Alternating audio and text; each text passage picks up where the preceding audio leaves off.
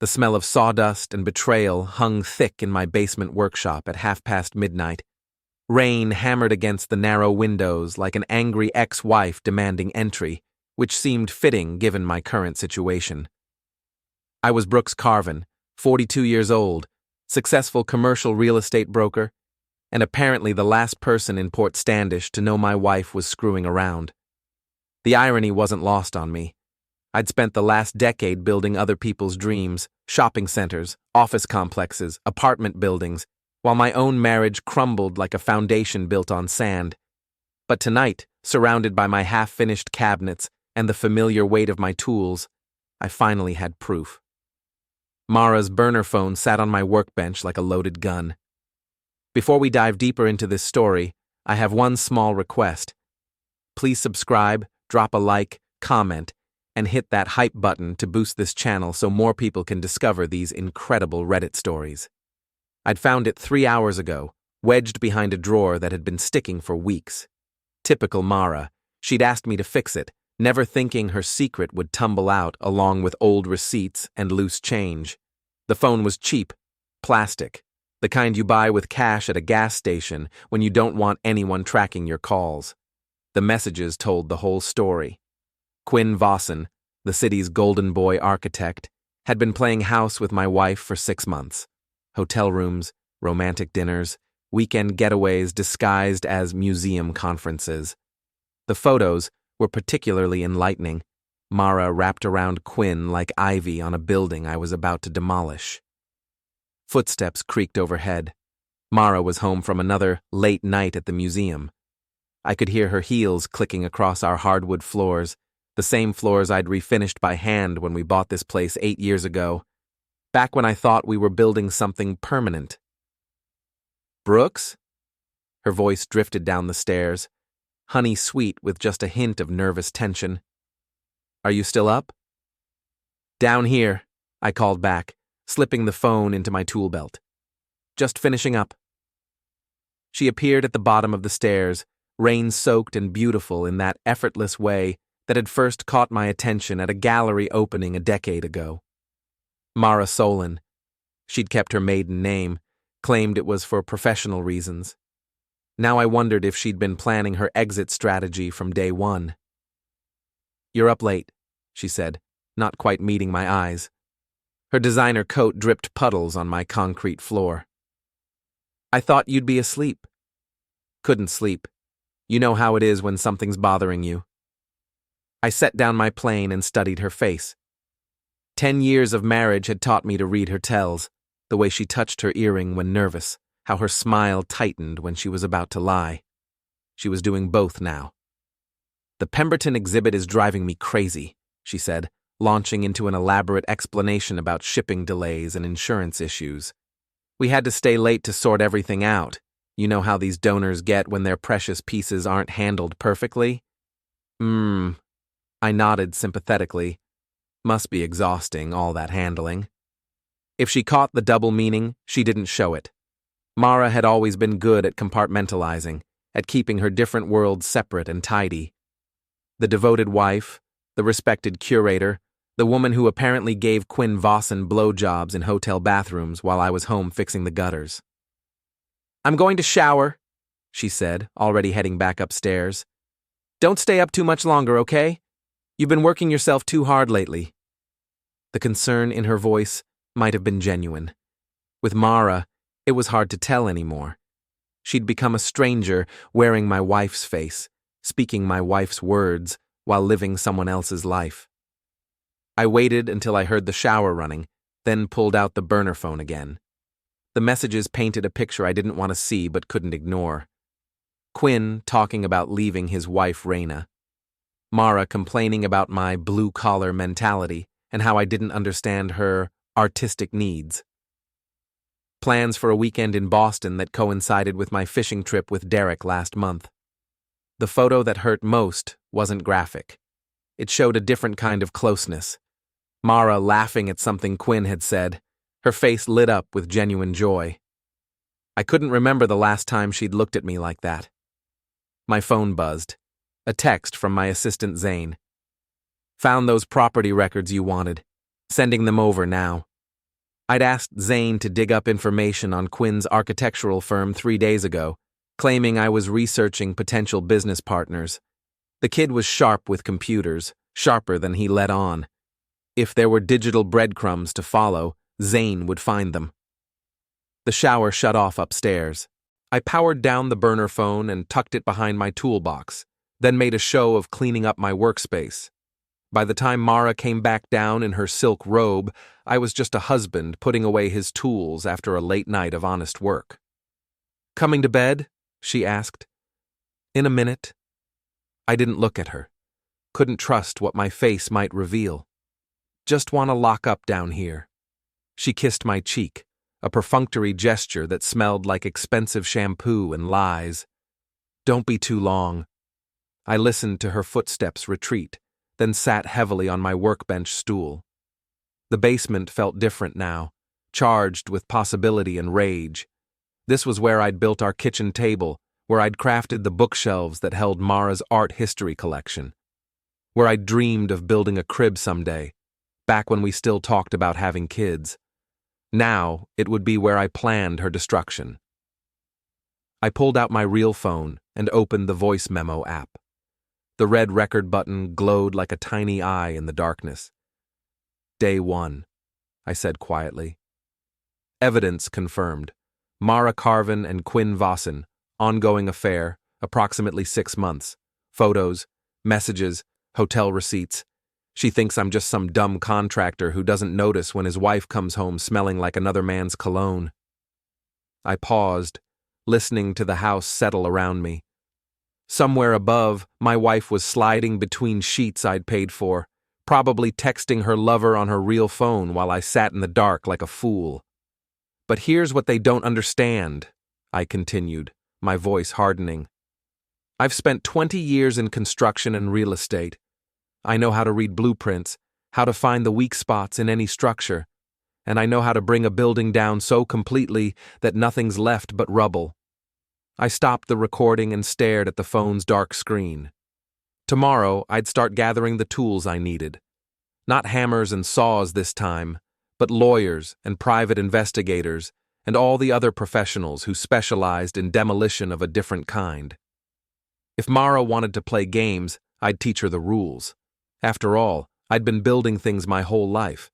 Time to find out if I was as good at tearing them down. The rain kept falling outside, washing the world clean for whatever came next. The next morning arrived gray and bitter, like everything else in my life lately. I sat in my office at Carven Properties, nursing black coffee and watching Zane work his magic on 3 computer screens simultaneously. The kid was 25, sharp as a tack, and had the kind of technical skills that made middle-aged guys like me feel ancient. "Okay, so Quinn Vossin," Zane said, pulling up a web of documents and images. "Graduated MIT, started his firm 5 years ago, married to Raina Favren. She's some kind of legal consultant. No kids. Lives in that new development out on Maple Ridge, the one with the ridiculous fountains." "What about his business?" I leaned back in my chair, keeping my voice casual. "Any red flags?" Zane's fingers flew across the keyboard. "Interesting you should ask. Vossin Architecture just landed 3 major city contracts in the past year. Library renovation, the new community center, and they're bidding on the waterfront development project." "That's a lot of public money." "Yeah, and here's where it gets weird." Zane pulled up a series of financial documents. "Look at these invoices, hotel charges, restaurant bills, travel expenses, all billed to client consultations and project research." I studied the dates. They lined up perfectly with Mara's supposed work trips and late nights. "Can you trace the hotel charges?" "Already did. The Grandview Hotel, room 412, booked under the firm's account, but registered to..." He paused dramatically. "Monsieur Solon." My wife's name hit me like a punch to the gut, even though I'd been expecting it. Seeing it in black and white, part of an official paper trail, made everything feel more real, more final. "There's more," Zane continued. "Wire transfer from Vossin's business account to your wife's personal account. $5,000 dated 2 weeks ago. Memo line says, Consulting fee. Consulting fee. I laughed, but there was no humor in it. For what kind of consulting, I wonder? My phone rang before Zane could answer. Derek's name flashed on the screen. My oldest friend. The guy who'd taught me everything I knew about construction back when we were both young and stupid enough to think hard work was all you needed to succeed. Brooks, you free for lunch? Derek's gravelly voice filled the office. I'm buying if you're up for the Hammered Nail. The Hammered Nail was our usual spot, a dive bar that served decent burgers and attracted the kind of blue-collar crowd I'd grown up with. It would be perfect for what I had in mind. See you in 20, I told him. I left Zane with instructions to keep digging and drove across town through streets I'd helped develop. Port Standish wasn't much to look at, a mid-sized Maine city that had seen better days, but it was home. I'd built my reputation here, one deal at a time, earning the trust of contractors and city officials who valued straight talk over fancy degrees. The Hammered Nail sat between a hardware store and a defunct auto parts shop, its neon sign flickering in the gray afternoon light. Inside, the air was thick with cigarette smoke and the smell of fried food. Derek was already at our usual table, a massive guy with calloused hands and the kind of beard that made hipsters weep with envy. You look like hell, he said by way of greeting. Thanks. You always know just what to say. I slid into the booth across from him. How's the Morrison project coming? Finished ahead of schedule, under budget. The client's so happy he's recommending us for 3 more jobs. Derek studied my face. But you didn't call me here to talk about work. What's eating you? I'd known Derek for 15 years. We'd worked together, gotten drunk together, stood up at each other's weddings. If anyone would understand what I was going through, it was him. Mara's having an affair. Derek's expression didn't change, but his grip tightened on his beer bottle. You sure? Pictures, messages, hotel receipts, the whole 9 yards. I signaled the bartender for a drink. Guy's name is Quinn Vossin. You know him? The architect? Pretty boy with the fancy car and the attitude problem? Derek's face darkened. Yeah, I know him. Worked on one of his projects last year. Treated my crew like we were dirt on his shoes. That's the one. How long? 6 months, maybe longer. The bartender brought me a whiskey. I downed it in one gulp, welcoming the burn. She's been playing me for a fool, Derek. All those late nights, all those work trips. She's been screwing around while I'm home fixing the gutters and planning our future. Derek was quiet for a long moment. When he spoke, his voice was carefully controlled. What are you going to do? I'm going to destroy them both. The words hung in the air between us like smoke. Derek nodded slowly, the way he did when he was thinking through a complicated construction problem. You want my help? I was hoping you'd say that. We spent the next hour planning. Derek knew the construction community, knew which contractors Quinn had screwed over and which city officials might be interested in his billing practices. By the time we finished our second round, we had the beginnings of a strategy that would make Sherman's march to the sea look like a Sunday stroll. My phone buzzed. A text from Mara. Working late again tonight. Don't wait up. I showed Derek the message. He shook his head in disgust. You know what pisses me off most? I said. It's not even the cheating, it's the disrespect. Like I'm too stupid to notice, too pathetic to do anything about it. She's about to learn different. We paid our tab and walked out into the parking lot. The rain had stopped, but the sky remained threatening.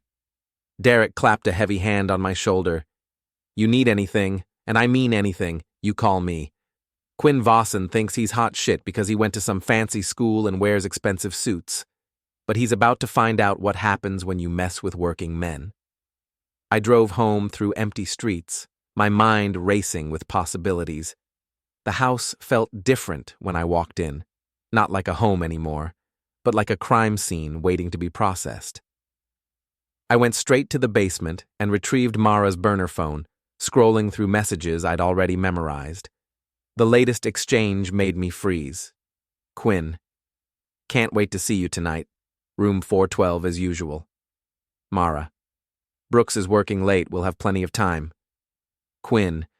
When are you going to tell him? Mara. Soon, after the Pemberton exhibit opens. I need to make sure my position at the museum is secure first.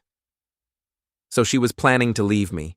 Not just having an affair, but actively planning her exit strategy while pretending to be the devoted wife. The calculated coldness of it took my breath away. I opened my voice memo app again. Day 2. Confirmed financial irregularities in Quinn's business accounts. Wife planning to leave after securing her position. Time to accelerate the timeline. I paused, thinking about everything Derek and I had discussed.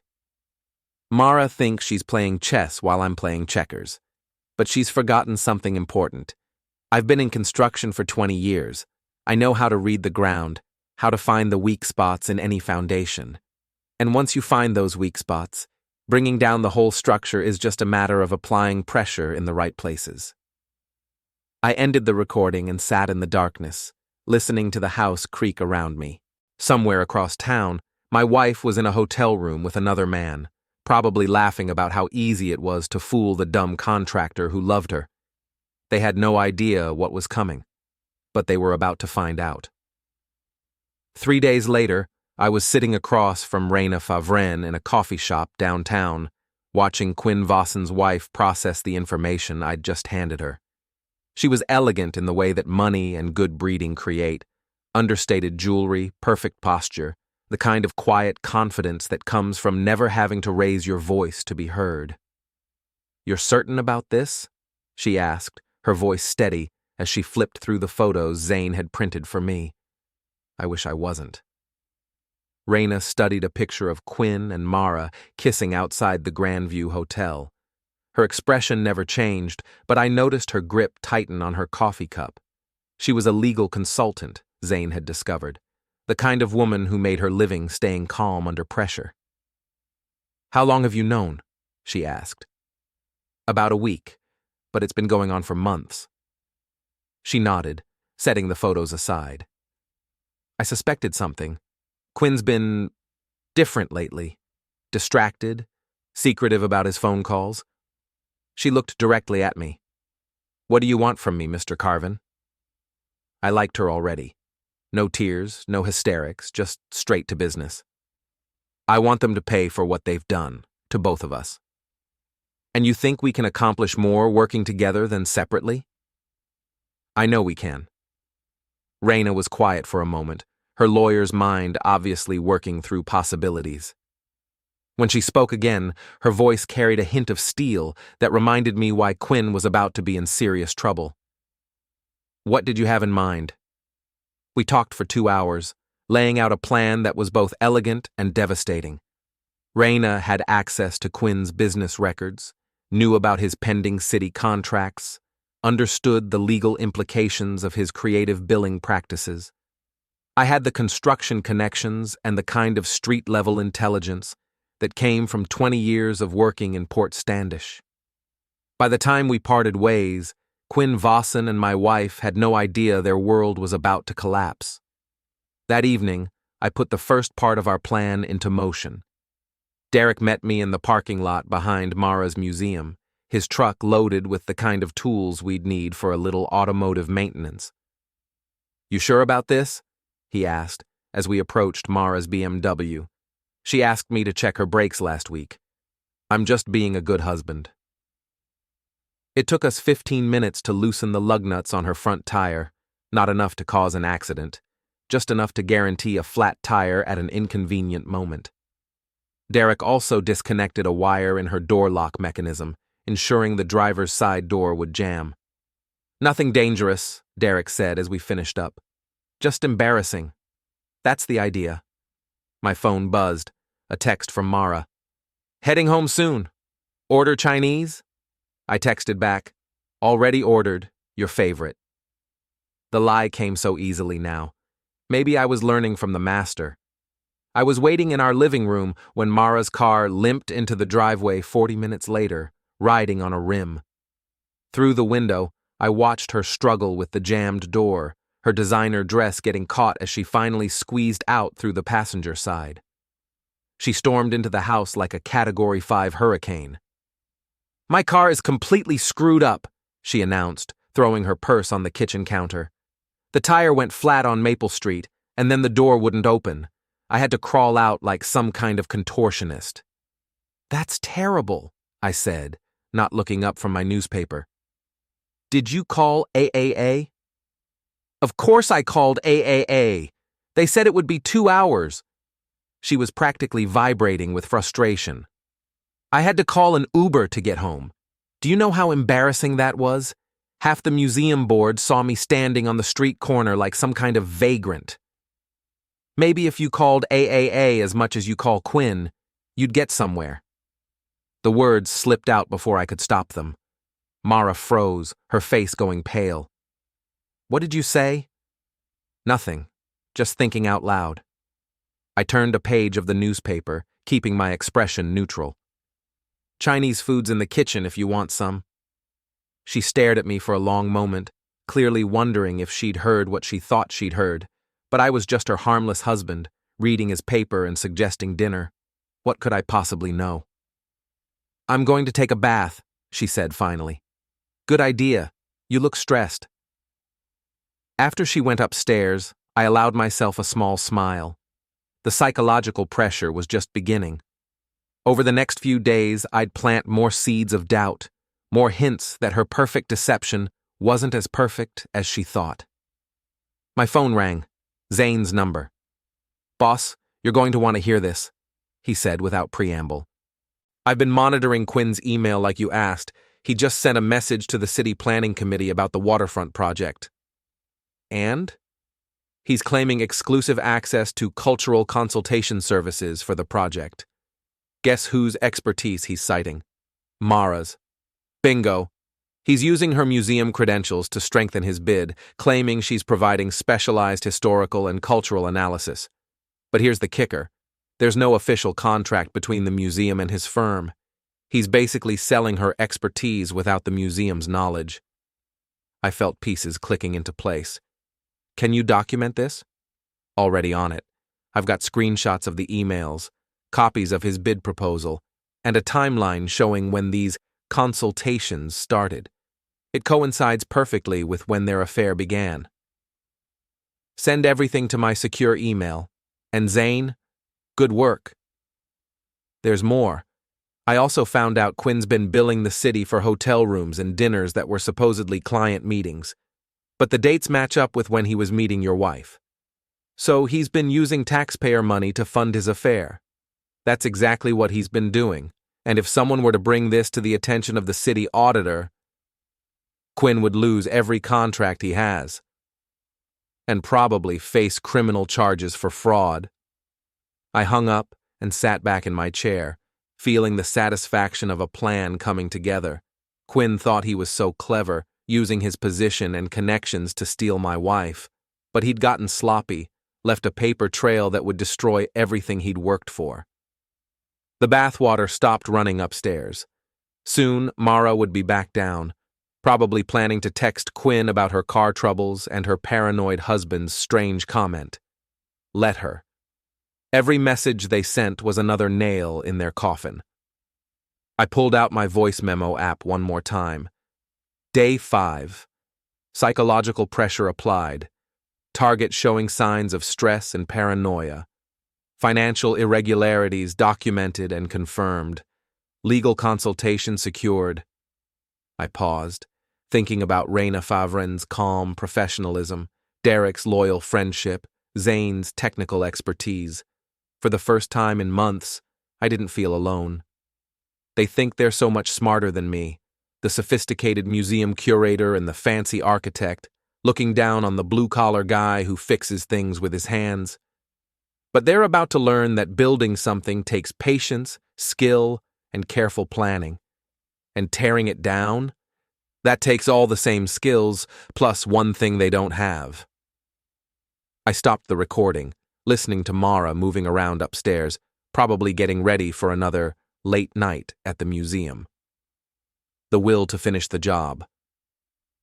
The Grandview Hotel's bar was exactly the kind of place Quinn would choose for his power plays. All dark wood and brass fixtures, designed to make rich people feel important while they made deals that screwed over everyone else. I sat at a corner table, nursing a scotch and watching the entrance like a hawk watching a henhouse.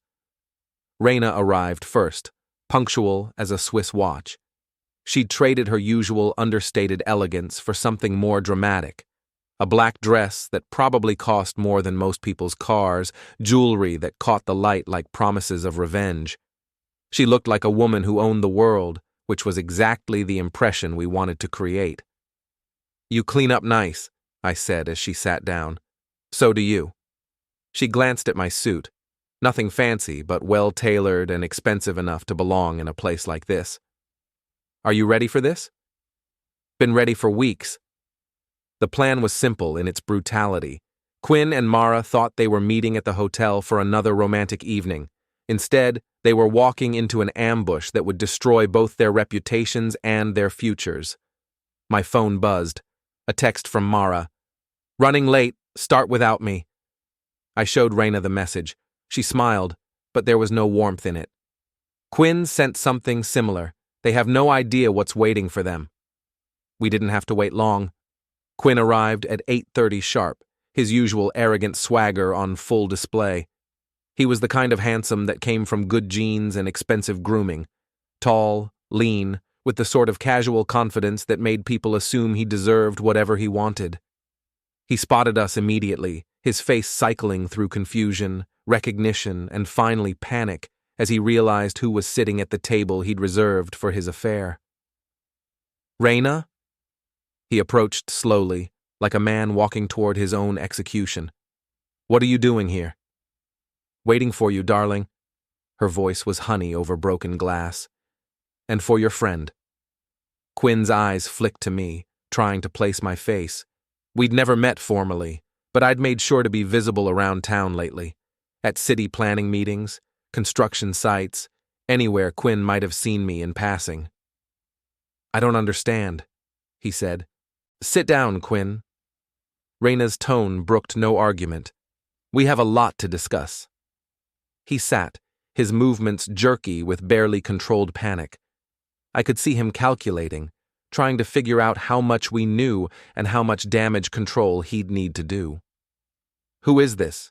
he asked, nodding toward me. "Brooks Carven," I said, extending my hand with mock politeness. "I'm Mara's husband." The color drained from Quinn's face. He looked like a man who'd just realized he was standing in quicksand. "I think there's been some kind of misunderstanding," he started. "No misunderstanding," Raina interrupted, pulling a manila folder from her purse. "Just a long overdue conversation about honesty and consequences." That's when Mara arrived. She swept into the bar like she owned it, scanning the room for Quinn's familiar face. When she spotted our table, her expression went through the same cycle of emotions Quinn's had: confusion, recognition, and dawning horror. "Brooks?" Her voice cracked on my name. "What are you doing here?" "Having dinner with a friend," I said calmly. "Come join us." She approached the table like a condemned woman walking to the gallows. Her eyes darted between Quinn and Raina, clearly trying to figure out how much trouble they were in. "Who is she?" Mara demanded, her voice rising with panic and anger. I smiled, feeling months of rage and humiliation crystallize into this perfect moment of revenge. "Meet your partner's wife. We're finalizing everything." The words hit Mara like a physical blow. She actually staggered, reaching for the back of an empty chair to steady herself. "Sit down, Mara," Raina said, her lawyer's voice cutting through the bar's ambient noise. "We have some documents to review." Mara sat heavily, her face pale as paper. Quinn looked like he was about to be sick. Raina opened the folder and began laying out papers with the methodical precision of a prosecutor presenting evidence.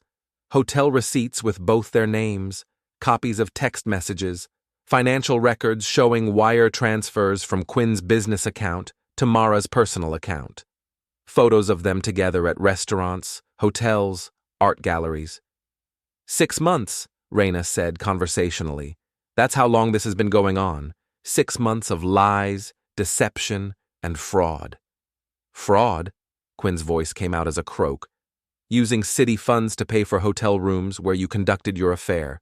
Billing taxpayers for client consultations that were actually romantic dinners. Claiming Mara's expertise on city projects without the museum's knowledge or consent. Raina's smile was sharp enough to cut glass. The city auditor is very interested in your billing practices, Quinn. Mara found her voice. You can't prove any of this. Actually, we can. I pulled out my own folder, laying out copies of everything Zane had discovered. Bank records, email communications, hotel security footage, witness statements from restaurant staff who remember you two acting like teenagers in love. This is harassment, Quinn said, but his voice lacked conviction. This is justice, Raina corrected, and it's just the beginning. The bar was starting to take notice of our little drama. Other patrons were glancing over, drawn by the tension radiating from our table. I could see Mara's professional instincts kicking in, her need to avoid public scandal warring with her desire to fight back. What do you want? She asked quietly. What do we want? I leaned back in my chair, savoring the moment. We want you to understand that actions have consequences, that you can't just destroy people's lives and walk away clean. Your marriage was already over, Quinn said desperately. Mara told me you two were basically roommates. Is that what she told you? I laughed, but there was no humor in it. Did she also tell you about the vacation we booked to Italy next month? The house we were looking at buying? The conversations we had about starting a family? Quinn's face went even paler. He looked at Mara like he was seeing her for the first time. You said you were getting divorced, he whispered. I was going to, Mara said defensively. After the Pemberton exhibit, I needed to secure my position first. By using me, Quinn said, pieces finally clicking into place. You were using my connections, my contracts, my reputation to advance your career. And you were using city resources to fund your midlife crisis, Raina added coldly. So I'd say you're even. Hotel security appeared at our table. 2 large men in dark suits who looked like they'd rather be anywhere else. Is there a problem here? One of them asked. No problem, I said pleasantly. We were just leaving. Raina gathered up the documents with practiced efficiency. Quinn, you'll be hearing from my attorney tomorrow morning, and from the city auditor's office. And probably from the State Ethics Commission. Mara, I said, standing up and straightening my jacket. I'll have your things packed by the weekend. You can pick them up at your mother's house. We left them sitting there. 2 people who'd thought they were so clever, so entitled, so much better than the ordinary people they'd betrayed. The bar's other patrons watched us go, whispers following in our wake. Outside, Raina and I stood in the parking lot, rain beginning to fall in the way it always did in Port Standish, steady, relentless, washing everything clean. How do you feel? She asked. Like I just demolished a building that was rotting from the inside. Good. She checked her watch.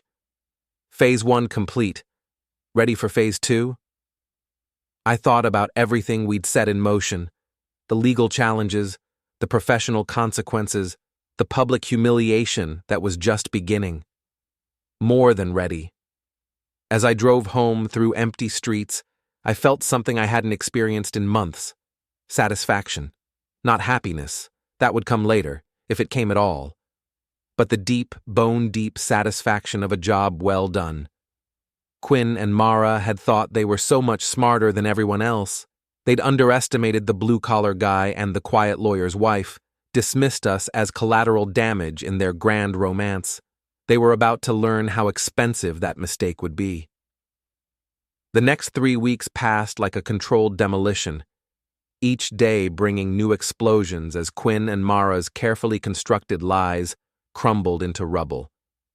I watched it all unfold from my office, monitoring the destruction with the same methodical attention I'd once paid to construction schedules.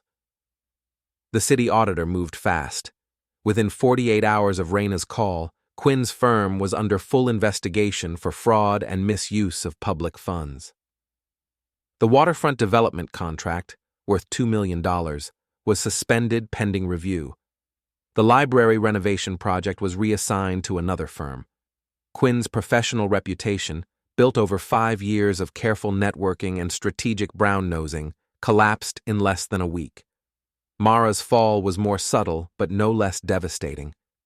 The museum board, horrified to discover their curator had been secretly consulting on city projects without disclosure, launched their own investigation. The Pemberton exhibit, her career-defining project, was suddenly tainted by scandal. Wealthy donors, the kind of people who valued discretion above all else, began distancing themselves from both Mara and the museum. I was in Derek's truck, heading to a construction site, when my phone rang. The caller ID showed my lawyer's number. "Brooks, it's Patricia. We need to talk." Patricia Chen was the kind of attorney who made opposing counsel wake up in cold sweats, smart, ruthless, and completely unimpressed by people who thought they could outsmart the legal system. "Good news or bad news?" I asked. "Depends on your perspective. Mara's attorney called this morning. She wants to negotiate a settlement." "What kind of settlement?" "The kind where she walks away with nothing and considers herself lucky." Derek grinned from the driver's seat. "Sounds like Christmas came early." "What's she offering?" I asked Patricia. "Complete surrender, no alimony, no claim to the house, no fight over assets. She just wants out clean, with minimal publicity." It was more than I'd expected. Mara had always been proud, stubborn, the kind of woman who'd rather fight a losing battle than admit defeat. The fact that she was ready to capitulate completely told me just how badly we'd damaged her position. And Quinn? His situation is worse. The FBI opened an investigation into his billing practices yesterday. Turns out using federal grant money to fund extramarital affairs is frowned upon by the Justice Department. Federal charges? Potentially. Wire fraud, conspiracy, maybe racketeering if they can prove a pattern of behavior. He's looking at serious prison time. I felt a surge of satisfaction so intense it was almost physical. Quinn had thought he was untouchable, protected by his connections and his charm. Now he was facing the possibility of orange jumpsuits and federal prison. "There's one more thing," Patricia continued. "Raina Favren wants to meet with you this afternoon. She says it's important." I found Raina at the marina, standing at the end of the longest pier and staring out at the gray water. She looked smaller than usual, diminished by the weight of everything that had happened. "How are you holding up?" I asked. Better than expected. She turned to face me, and I was surprised to see something like relief in her eyes. "I wanted to thank you, Brooks, for showing me who Quinn really was. I didn't do it for altruistic reasons." "I know, but the result is the same." She pulled an envelope from her purse. "This is for you." Inside was a check for $50,000. "What's this for?"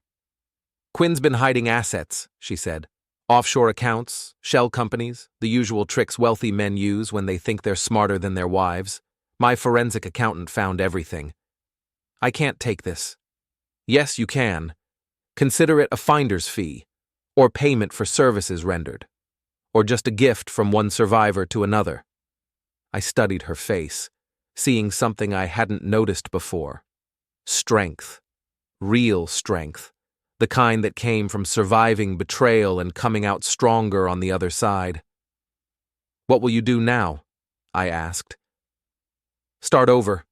I'm thinking of opening my own practice, specializing in divorce law. Turns out I have a talent for finding hidden assets and exposing cheating spouses. Sounds like a growth industry.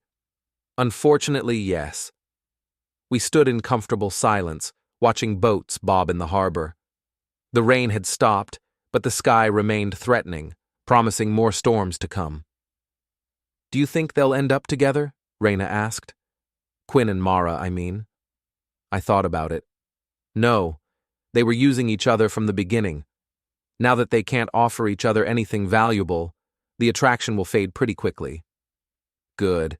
They deserve each other's disappointment. My phone buzzed. A text from Derek. Turn on Channel 6. Now. I pulled up the news app on my phone and found the story immediately. Local architect arrested in federal fraud investigation. Quinn's mugshot stared back at me. No longer the confident, arrogant man who'd stolen my wife, but a hollow-eyed criminal in an orange jumpsuit. He was arrested this morning, Raina said, reading over my shoulder, trying to board a flight to Costa Rica with a suitcase full of cash. Flight risk. Among other things, the FBI seized his passport, froze his accounts, and charged him with conspiracy to defraud the federal government. His bail hearing is set for Monday. I scrolled through the article, savoring every detail. The investigation had uncovered a pattern of fraud going back 3 years. Quinn had been systematically overbilling government contracts, using public funds for personal expenses, and falsifying documentation to cover his tracks. The affair with Mara was just the latest example of his complete disregard for ethics and the law. What about Mara? She's not being charged criminally, but her career is over. The museum board fired her yesterday. Something about conduct incompatible with institutional values. I felt a moment of something that might have been pity. Mara had worked for 15 years to build her reputation in the art world. Now it was gone, destroyed by her own greed and poor judgment. But the feeling passed quickly. She'd made her choices, just like Quinn had made his. They'd both thought they were entitled to whatever they wanted, regardless of who got hurt in the process. There's something else, Raina said. Something I thought you should know. She pulled out her phone and showed me a text message thread. Quinn, writing from jail, begging her to post his bail, promising to change, to make amends, to be the husband she deserved. He wants me to mortgage our house to pay his legal fees, she said with disgust. Even now, even after everything, he thinks he can manipulate me into saving him. What did you tell him? I told him to ask his girlfriend for help. We both laughed at that. Dark, bitter laughter that carried away some of the anger and hurt we'd been carrying for months. You know what the best part is? I said. They thought they were so much smarter than us. The sophisticated curator and the successful architect, looking down on the contractor and the lawyer's wife. They never saw us coming. Because they never bothered to really see us at all, Raina agreed. We were just obstacles to their happiness, problems to be managed or discarded. But we saw them perfectly. Yes, we did.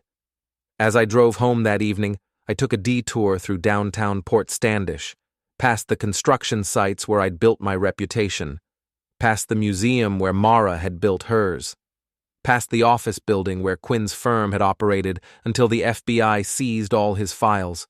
The city looked the same as always, gray, working class, unpretentious, but I saw it differently now. This was my town, filled with my people. Honest people who worked hard and kept their word and didn't think they were entitled to other people's lives. Quinn and Mara had never understood that. They'd seen Port Standish as a stepping stone, a place to build their careers before moving on to bigger and better things. They'd used people the same way they'd used the city, as tools to get what they wanted. But tools could be turned against you if you weren't careful. And sometimes the people you dismissed as unimportant were the ones who ended up bringing you down. I pulled into my driveway and sat in the truck for a moment, looking at the house Mara and I had shared for 8 years. It felt different now, not like a crime scene anymore, but like home again. My home, cleaned of lies and betrayal and false promises. Tomorrow I'd start the next phase of my life. Maybe I'd travel, see some of the world beyond Port Standish. Maybe I'd find someone new, someone who understood the value of loyalty and honesty. Or maybe I'd just focus on my work, building things that would last longer than the people who commissioned them.